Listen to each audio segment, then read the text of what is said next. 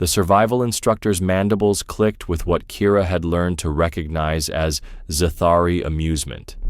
Around the training dome, 24 cadets from across the galaxy stood in formation, each displaying the standard-issue survival gear: plasma torches, emergency shelters, water purification tablets, nutrient synthesizers, and medical kits. The equipment gleamed under the artificial suns, representing thousands of credits worth of cutting-edge technology designed to keep sentient beings alive on hostile worlds. Kira Valdez stood at the end of the line with a coil of braided rope slung over her shoulder. "Cadet Valdez," Instructor Jektal's voice resonated through the dome's atmospheric processors, each syllable precisely enunciated in the universal tongue. The Zathari's 4 arms gestured toward her minimal equipment with theatrical flourish. "Perhaps you misunderstood the parameters of today's exercise?" The other cadets turned to stare. Kira caught the subtle shift in posture that indicated suppressed laughter among the Altarians. Their crystalline skin flickered with barely contained mirth. The Vorthak twins exchanged glances, their scaled heads tilting in that particular way that suggested they were sharing private jokes through their telepathic link. Even Jorik, the usually stoic Keldaran whose species prided itself on military discipline, allowed the faintest curve to touch the corners of what passed for his mouth. "No, sir," Kira replied, adjusting the rope's position on her shoulder. The hemp fibers scratched against the fabric of her standard-issue jumpsuit, a sensation that reminded her of home, of the mountains of Colorado, where she'd learned to climb before the stars called to her. "I understood perfectly." Instructor Jektal's compound eyes rotated independently, a sign of either deep thought or mounting irritation. In the 3 months since Kira had arrived at the Galactic Defense Academy, she'd learned to read the subtle tells of her instructor's moods. The Zathari's reputation for methodical brutality in training scenarios was legendary. Cadets who disappointed them often found themselves facing disciplinary actions that could end promising careers before they began. "Very well," the instructor said, his voice carrying the weight of species-wide superiority that came from being part of the galaxy's oldest spacefaring civilization. "Today's scenario will test your ability to survive on Kepler 442c for 72 hours. The environmental conditions include extreme temperature fluctuations, predatory wildlife, toxic atmospheric composition requiring breathing apparatus, and terrain that has been known to kill experienced survey teams." The dome's walls shimmered and dissolved, replaced by the harsh reality of an alien world. Red sand stretched to jagged horizons under a sky the color of dried blood. Twin suns blazed overhead, their combined heat already making the air shimmer with thermals. In the distance, strange rock formations jutted from the landscape like the bones of some primordial creature, casting shadows that seemed to move independently of their sources. Kira felt the familiar tightness in her chest that came with breathing recycled air through a respirator. The other cadets immediately began activating their equipment, plasma torches humming to life, shelters beginning their automated deployment sequences, scanners sweeping the area for immediate threats. The efficiency was impressive, each movement calculated and practiced until it became instinct. She walked to the nearest rock formation and began testing the stone's composition with her hands, feeling for cracks and stress points the way her grandfather had taught her in the Rockies 20 years ago. The surface was rough but solid, with natural handholds that spoke of wind erosion patterns she recognized despite the alien environment. "Human," one of the Altarians called out, his voice carrying the harmonic overtones that made their speech sound like carefully tuned instruments. "You realize we are not on your primitive homeworld, yes? That rope will not save you when the night hunters emerge." The others laughed, a collection of sounds that ranged from the musical chiming of Altarian humor to the grinding rasp of Vorthak amusement. Even some of the more serious species allowed themselves small displays of superiority. After all, Humans were the newest members of the galactic community, barely a century removed from their first crude attempts at interstellar travel. Their technology was borrowed, their understanding of the greater universe limited, their physical capabilities laughably inferior to most spacefaring species. Kira ignored them and continued her examination of the rock face. The stone told a story, layers of sediment compressed over millennia, occasional veins of harder material that would provide anchor points, natural chimneys that could be climbed with proper technique. She'd spent her childhood learning to read stone the way others read books, and some skills translated across solar systems. As the day progressed, the other cadets established their base camps with military precision. Plasma barriers hummed to life, providing protection from both the elements and potential predators. Climate-controlled shelters offered refuge from the dual sun heat that would intensify as the planet's rotation brought them closer to peak exposure. Automated sentries began their patrol patterns, scanning for threats with sensors capable of detecting movement at ranges measured in kilometers. Kira found a natural alcove in the rock face and spent an hour weaving her rope into an elaborate hammock system that would keep her off the ground and provide quick escape routes in multiple directions. The work was meditative, each knot a connection to skills passed down through generations of climbers and mountaineers who had learned to survive in hostile environments using nothing but their wits and basic tools. The temperature began to drop as the first sun set, painting the landscape in shades of orange and purple that would have been beautiful under different circumstances. The other cadets retreated to their shelters, their equipment maintaining comfortable environments, while automated systems stood guard against the approaching night. Kira remained in her rope hammock, watching the stars emerge in the alien sky. The patterns were wrong, constellations that bore no resemblance to those she'd memorized as a child, but the basic principles of celestial navigation remained constant. She oriented herself using the brightest star and began mentally mapping the terrain, noting wind patterns and the distant sounds that suggested water sources hidden beyond the immediate area. The night hunters appeared at the edge of sensor range just after the second sun disappeared below the horizon. The automated sentries registered the movement first, heat signatures approaching from multiple directions, moving with the coordinated precision that suggested pack intelligence. Inside their climate-controlled shelters, the other cadets watched their displays with the calm confidence that came from superior technology and overwhelming firepower. Plasma torches could cut through virtually any organic material, emergency shelters could withstand direct hits from most conventional weapons, and their combined defensive systems represented the pinnacle of galactic military engineering. Kira lay in her hammock and listened to the sounds of approaching footsteps against stone. The rhythm was wrong for most quadrupeds she knew, too syncopated, with occasional pauses that suggested the creatures were testing the air or communicating through methods that didn't rely on vocalization. She'd learned to hunt by sound in the Colorado wilderness, tracking elk and mountain goats through terrain that would challenge most galactic species, and the same principles applied here despite the alien setting. The first attack came at 0347 hours, ship time. The creatures struck simultaneously from 6 directions, moving faster than the automated systems could track and adjust. They were roughly humanoid, but built for speed and violence. Lean muscles covered in chitinous plates that deflected energy weapons, elongated limbs ending in claws designed to rend and tear, and heads dominated by sensory organs that could detect heat signatures and electrical fields from considerable distances. The plasma barriers held for exactly 37 seconds. The night hunters moved through the energy fields as if they weren't there, their natural bioelectrical properties somehow neutralizing the defensive screens.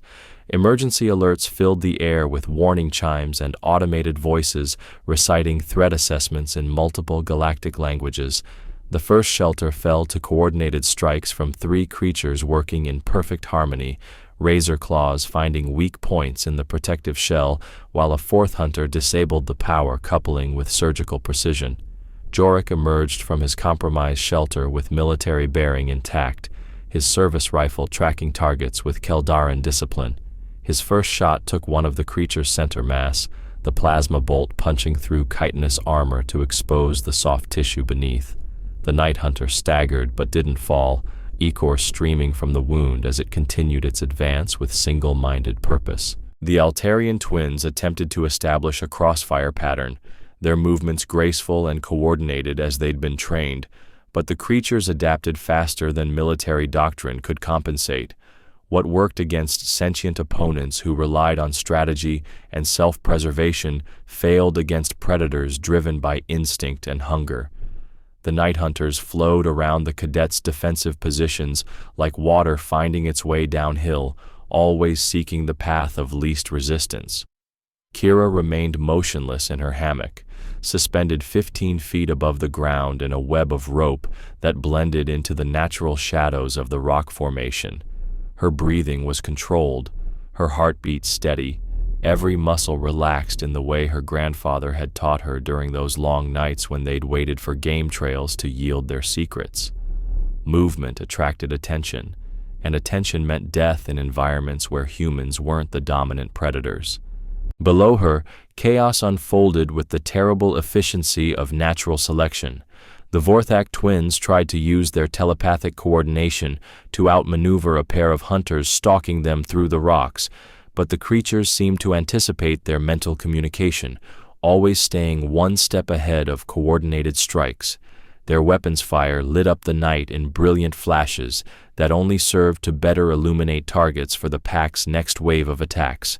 One of the Altarians went down screaming, his crystalline skin cracking under the pressure of claws designed to penetrate much harder substances. The sound was unlike anything Kira had heard before, musical even in agony, harmonic overtones that spoke of a physiology completely alien to human understanding. The Night Hunter crouched over its prize, feeding with methodical precision that suggested intelligence behind the predatory behavior. Instructor Jektal's voice echoed across the training ground. Exercise parameters remain in effect. Lethal force is authorized. Survival by any means necessary. Kira understood what the others apparently didn't. This wasn't a training exercise with safety protocols and medical teams standing by. This was real survival, with real consequences, against creatures that had evolved to kill efficiently in exactly this environment. The Academy didn't waste resources on elaborate simulations when reality provided better teaching opportunities. She watched the patterns of attack and retreat, noting how the Night Hunters moved in coordinated waves, how they communicated through subsonic vibrations that her human ears could barely detect, how they tested defensive positions before committing to full assaults. These weren't mindless beasts. They were ambush predators with pack intelligence, perfectly adapted to hunt in terrain that challenged even the most advanced technology. The rope in her hands felt familiar, comforting in its simplicity. Hemp fibers grown on Earth, twisted and braided according to techniques that predated spaceflight by thousands of years. No power source to fail, no complex systems to be disrupted, no electronic signatures to be detected by alien senses. Just tensile strength and proper application of leverage and physics. Jorik's rifle finally ran dry after taking down 2 of the hunters. He drew his combat knife, a beautiful piece of Keldaran craftsmanship with a molecular sharp edge, and prepared to make his last stand according to the military traditions of his species. Honor demanded that he face death with weapon in hand, preferably while taking at least one more enemy with him. The Night Hunter that stalked him was larger than the others, its chitinous plates scarred from previous encounters with armed prey. It approached with the patience of a creature that had learned to respect dangerous opponents while never doubting the inevitable outcome. Claws flexed in anticipation, drawing thin lines of reflected starlight across their razor edges. Kira began to move. The descent was silence itself, a controlled rappel using techniques refined in vertical environments where a single mistake meant death on unforgiving stone hundreds of feet below. Kira's grandfather had called it becoming part of the mountain, a zen-like state where human consciousness merged with gravity and friction and the endless patience required to move through space without disturbing the natural order of things.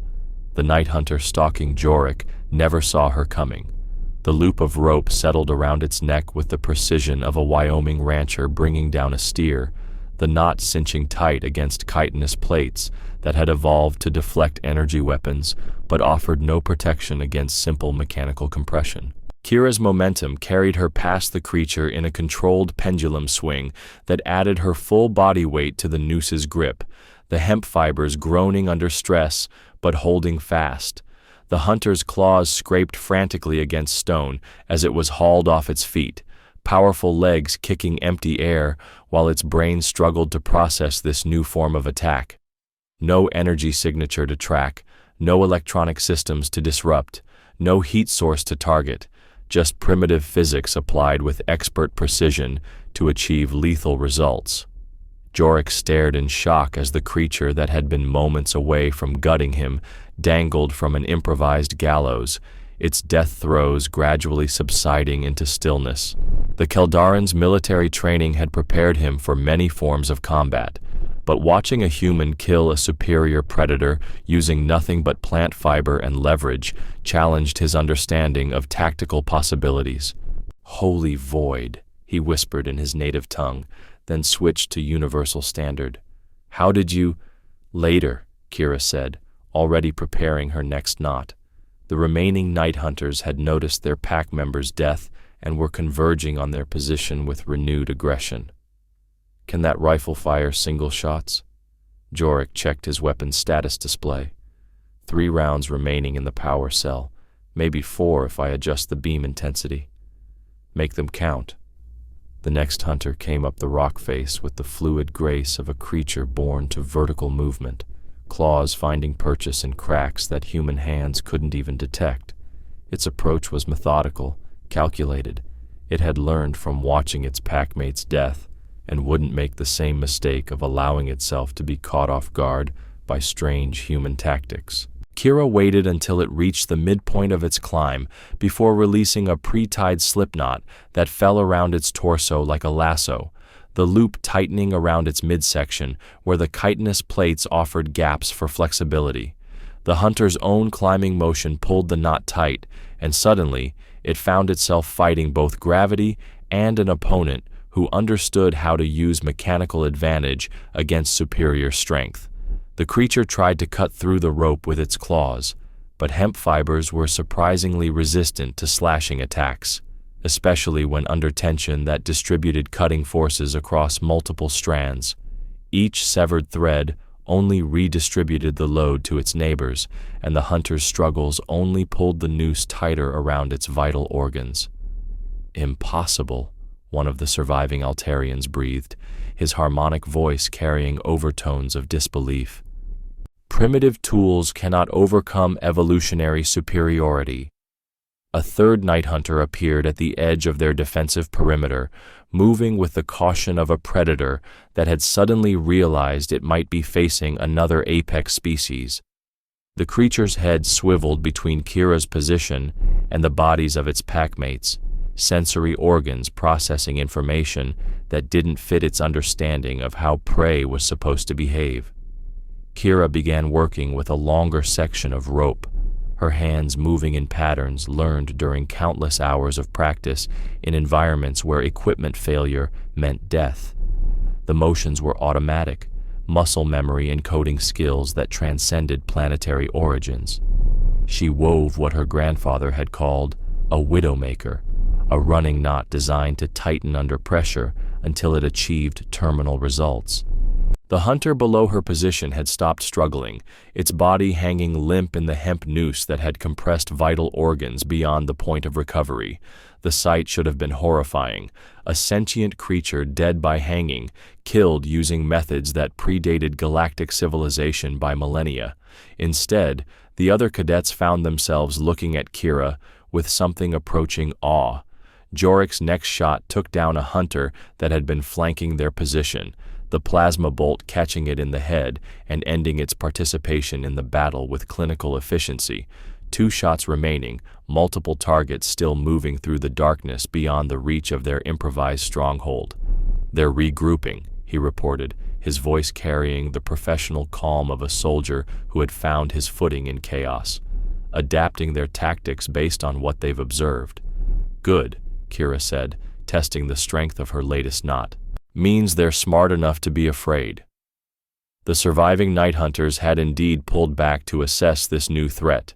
Their pack tactics were based on overwhelming individual targets through coordinated attacks, using superior speed and strength to bring down prey before it could mount effective resistance. But this strange bipedal creature was using methods they had no evolutionary experience with, killing at range using tools that didn't register on their senses until the moment of application. One of the Vorthak twins had managed to establish communication with his brother through their telepathic link, and together they were attempting to create a defensive position using the debris from their destroyed shelters. Their weapons had proven largely ineffective against the hunters' natural armor, but they could still provide covering fire if the creatures attempted another direct assault. "Human," the surviving Altarian called out, his crystalline features reflecting starlight in fractal patterns. "Your methods are unorthodox. Perhaps we might coordinate our defensive efforts?" Kira glanced down at him from her position suspended between rock faces, evaluating the tactical situation with eyes that had learned to read terrain for opportunity rather than merely obstacle. The cadets had superior firepower, but were trapped in static positions, while she had mobility and the element of surprise. The night hunters were intelligent enough to adapt, but constrained by instincts that made certain assumptions about how prey was supposed to behave. "Can you create noise on command?" she asked. The Altarian's skin flickered with confusion. Noise? Distraction. Something loud enough to mask movement but short enough to control timing. Understanding dawned in his compound eyes. "The emergency beacon in my survival kit. It transmits on multiple frequencies simultaneously, quite loud. On my signal." The plan that took shape in Kira's mind would have been impossible to explain to a military strategist raised on conventional tactics and overwhelming firepower. It relied on misdirection rather than superior technology, on using the hunter's own predatory instincts against them in ways that their evolutionary programming couldn't compensate for. The night hunters were perfectly adapted to kill in their environment, but they had no experience with prey that understood how to become a predator in turn. She spent precious minutes preparing multiple rope systems throughout the rock formation, creating a 3-dimensional web of potential death that would be invisible to the hunter's senses until it was too late to avoid. Each knot was placed with surgical precision at points where the creature's natural movement patterns would bring them into contact with hemp fibers that would tighten under their own momentum. The Altarian's emergency beacon erupted in cacophony at exactly the moment when 2 night hunters began their coordinated approach from opposite directions. The sound was designed to cut through atmospheric interference and reach rescue vessels at orbital distances, which meant it was loud enough to temporarily overwhelm the sensitive hearing organs that the creatures relied on for navigation and communication. Both hunters instinctively moved toward cover, following paths that Kira had observed and predicted based on their earlier behavior. The first encountered a slipknot positioned at neck height between 2 rock formations, a garrote that tightened as its forward momentum carried it into the trap. The second stepped directly into a snare that caught its leading foot and triggered a counterweight system that hoisted it into the air, where it dangled helplessly while gravity worked against its struggles. Jorik's rifle spoke twice more, the plasma bolts catching the suspended hunter center mass and ending its involvement in the battle with professional efficiency. His ammunition was exhausted now, but 3 of the original 6 hunters were dead, and the remaining creatures were finally beginning to understand that they were no longer the dominant predators in this encounter. The surviving night hunters had pulled back beyond the range of the beacon's interference, their heat signatures barely visible at the edge of the cadet's sensor range. They were reassessing the tactical situation, processing information that challenged everything their evolutionary experience had taught them about the relationship between predator and prey. "They're afraid," one of the Vorthak twins observed through his telepathic link, sharing the observation with his brother and anyone else whose mental frequencies could receive their communication. "These creatures have never encountered prey that could kill efficiently using methods they cannot detect or counter." Kira checked her remaining rope, perhaps 30 feet of hemp fiber that represented her entire arsenal against creatures that had been engineered by millions of years of evolution to kill efficiently in exactly this environment. It should have been laughably inadequate, like bringing a knife to a plasma rifle fight. Instead, she found herself thinking about her grandfather's stories of hunting trips where success depended more on understanding the quarry than on having superior equipment. "They'll come again," she said, securing the last of her prepared traps in position between two rock faces that created a natural funnel for approaching movement. "But they won't make the same mistakes." The Altarian's skin patterns shifted to colors that indicated deep thought. "In our military analysis courses, we studied human tactical doctrine extensively. Your species has a documented tendency toward unconventional solutions when facing superior opponents." "Meaning?" "Meaning you regularly achieve victory against forces that should overwhelm you through superior technology or physical capabilities. Our instructors called it primitive cunning, the ability to see opportunities that more advanced civilizations miss because they rely too heavily on technological solutions." Jorik nodded agreement, his Keldaran military training providing context for the observation. "The Academy keeps records of human conflicts. Your species has defeated technologically superior opponents with disturbing regularity. We assumed it was luck or desperation." "It's not luck," Kira said, watching the distant heat signatures that marked their remaining enemies' positions. "It's understanding that every system has weaknesses, and sometimes the most primitive solutions are the ones that nobody designs defenses against." The Night Hunters began their final approach at dawn, using the confusion of changing light levels to mask their movement. There were 3 left from the original pack, and they had learned from watching their packmates die. They approached from unexpected directions, avoided the obvious trap locations, and moved with the careful precision of predators who had finally recognized that their prey might be more dangerous than their instincts suggested. Kira was waiting for them. The first hunter came up a rock face that offered no convenient anchor points for rope traps, moving with the fluid grace that had served its species well for countless generations of successful hunts. It reached the top of its climb to find Kira waiting with a simple running bowline in her hands, not a trap, but a direct application of leverage and superior position.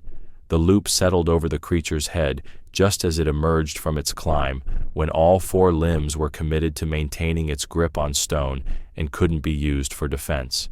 Kira's position above gave her mechanical advantage, and the hunter's own weight provided the force necessary to compress its breathing apparatus beyond the point of sustainability.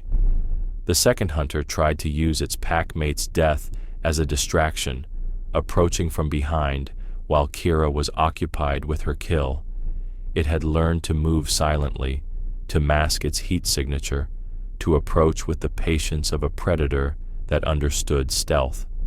What it hadn't learned was that humans had spent millennia hunting creatures with superior senses, and some lessons transcended planetary origins. Kira heard the slight scrape of claw against stone, felt the subtle change in air pressure that indicated movement behind her, smelled the musky scent that marked the creature's territorial boundaries. She turned with a length of rope already formed into a lasso, the loop catching the hunter around its midsection just as it leaped for what should have been a killing strike.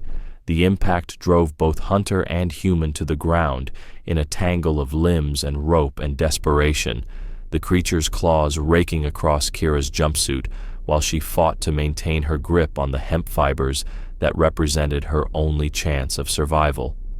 The Night Hunter was stronger, faster, equipped with natural weapons that could shred human flesh with casual efficiency, but it had never encountered an opponent who understood how to use its own momentum against it. The rope tightened around the creature's torso as their struggle continued, each movement pulling the noose closer to vital organs, while Kira used her human flexibility to stay just beyond the reach of slashing claws. She wrapped her legs around the hunter's midsection, locking her ankles together to create a human vice that added her body weight to the rope's constricting pressure. The creature's struggles grew more frantic as oxygen deprivation began affecting its motor functions. It thrashed against the stone surface with enough force to crack the rock, but each impact only drove the rope deeper into its flesh, while Kira maintained her grip with the desperate strength of a species that had survived by being too stubborn to die easily. Jorik started forward to assist, but Kira's sharp voice stopped him in place. "Stay back! Last one's still out there." The third night hunter materialized from shadows that shouldn't have been deep enough to conceal anything larger than a house cat, its camouflage abilities finally revealing themselves as something beyond simple stealth. The creature's chitinous plates could apparently alter their reflective properties to match surrounding textures, creating an optical illusion that rendered it nearly invisible until it chose to reveal itself. It crouched at the edge of their defensive perimeter, head tilted in what might have been curiosity as it watched its packmate's death throes. The hunter's sensory organs tracked every movement of the struggle, processing information about human capabilities that would be encoded into its species' genetic memory if it survived to reproduce. The creature beneath Kira went still, its oxygen-starved brain finally shutting down after being deprived of essential resources for too long. She released her grip on the rope and rolled clear of the body, coming up in a defensive crouch with the remaining hemp coiled in her hands like a striking snake.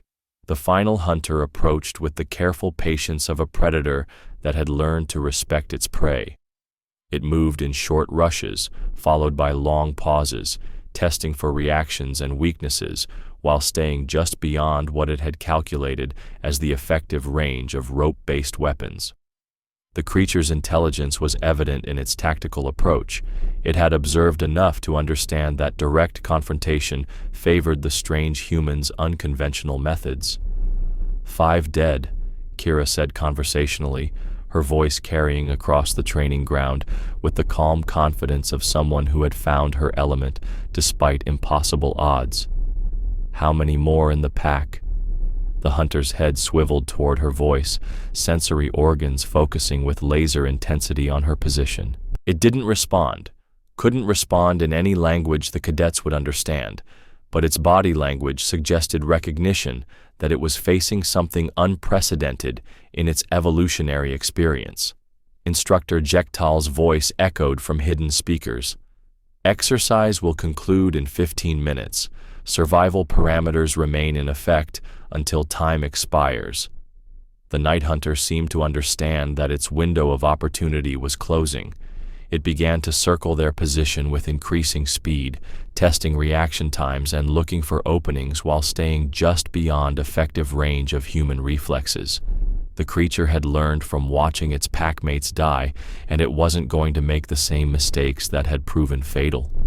Kira began to move as well, her feet finding secure holds on the rock face as she started to climb toward a position that would offer better tactical advantage. The hunter matched her movement, maintaining its distance while ascending the opposite wall of their natural amphitheater.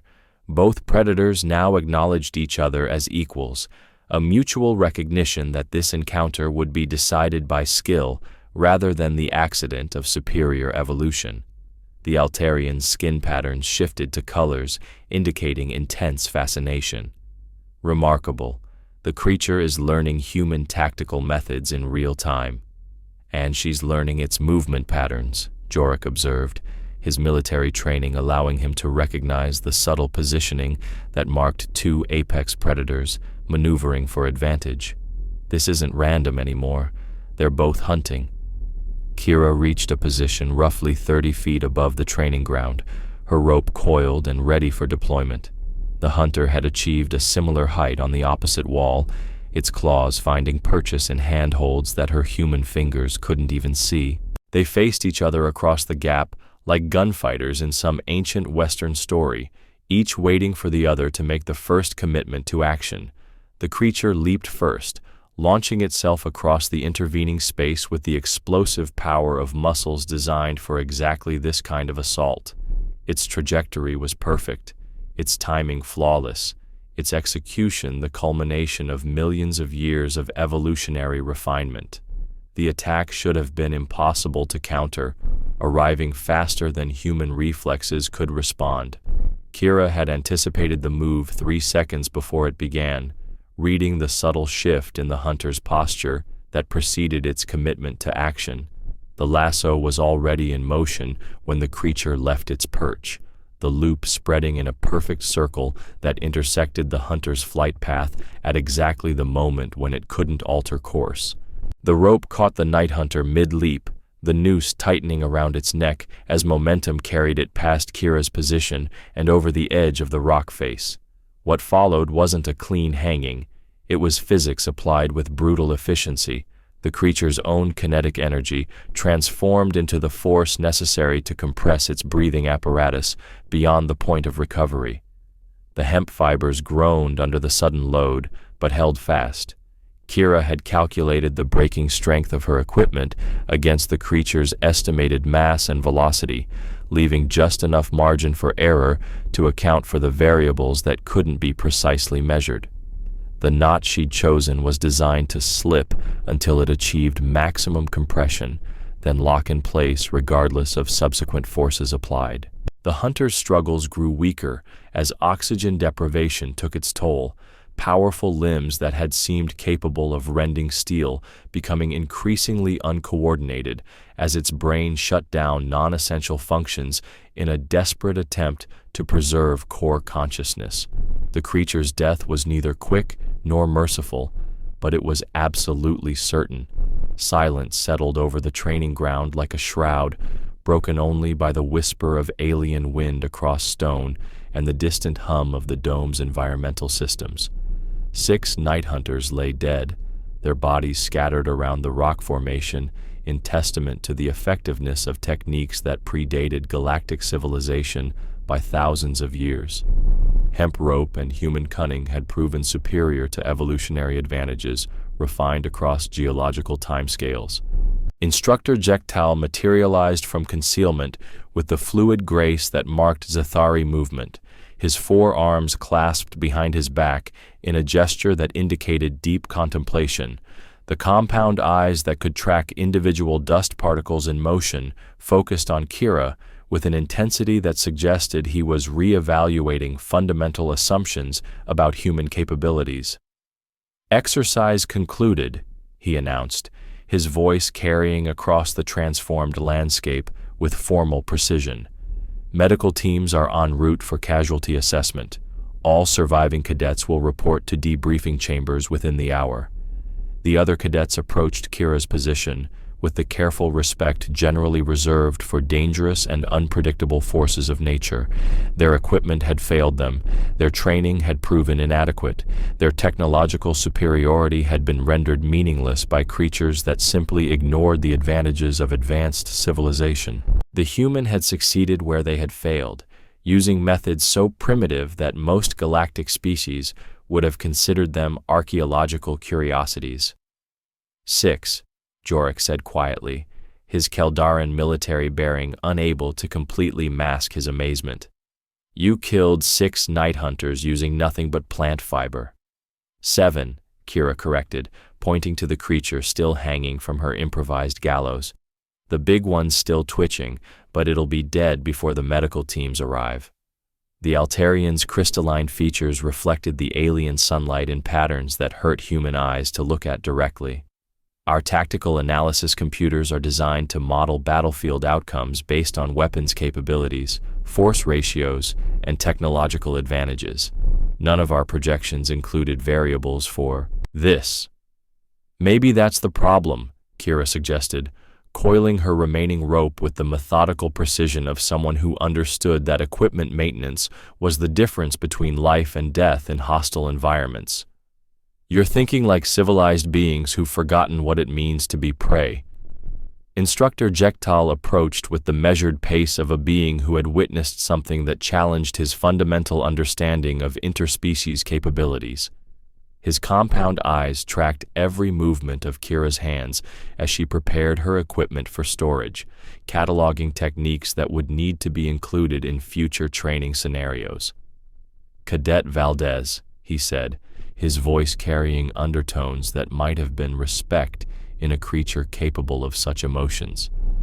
"Your performance today will be studied extensively by the Academy's Tactical Analysis Division. The methods you employed appear to represent a significant gap in our current understanding of effective survival strategies." "Just basic rope work," Kira replied, though her tone suggested she understood the larger implications of what had just occurred. "My grandfather taught me when I was 12. Said you never know when simple skills might save your life." The surviving cadets exchanged glances that spoke of fundamental assumptions being revised in real time. The human had been considered the weakest member of their class, a primitive representative of a species barely advanced enough to merit inclusion in galactic society. Instead, she had demonstrated capabilities that their most sophisticated analysis couldn't predict or counter. "The rope," one of the Vorthak twins asked through his telepathic link, the mental communication somehow including all the cadets present. "How did you know it would be effective against creatures our weapons couldn't stop?" Kira shouldered her equipment and began the climb down from her elevated position, her movements displaying the same fluid grace that had allowed her to outmaneuver evolutionarily superior predators. Energy weapons can be adapted to. Natural armor can evolve to deflect plasma, but you can't adapt to having your breathing cut off. Physics works the same everywhere. As they began the march back to the Academy's transport shuttles, Instructor Jekyll transmitted his preliminary report to the Tactical Analysis Division. "Human survival capabilities significantly underestimated.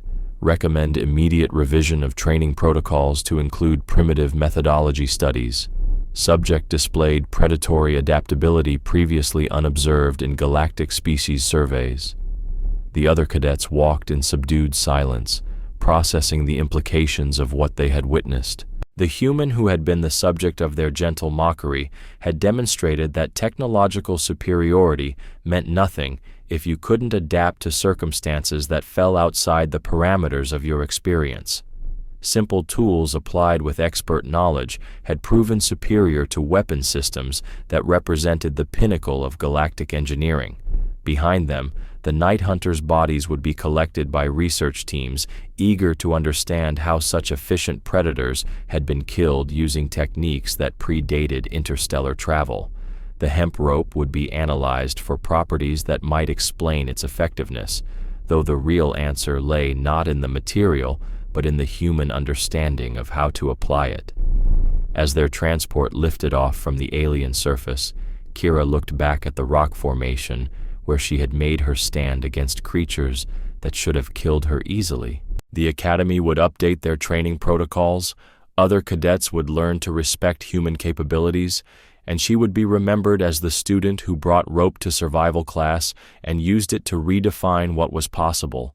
In the end, that seemed like a fair trade for a coil of hemp fiber and the knowledge of how to tie knots that could kill.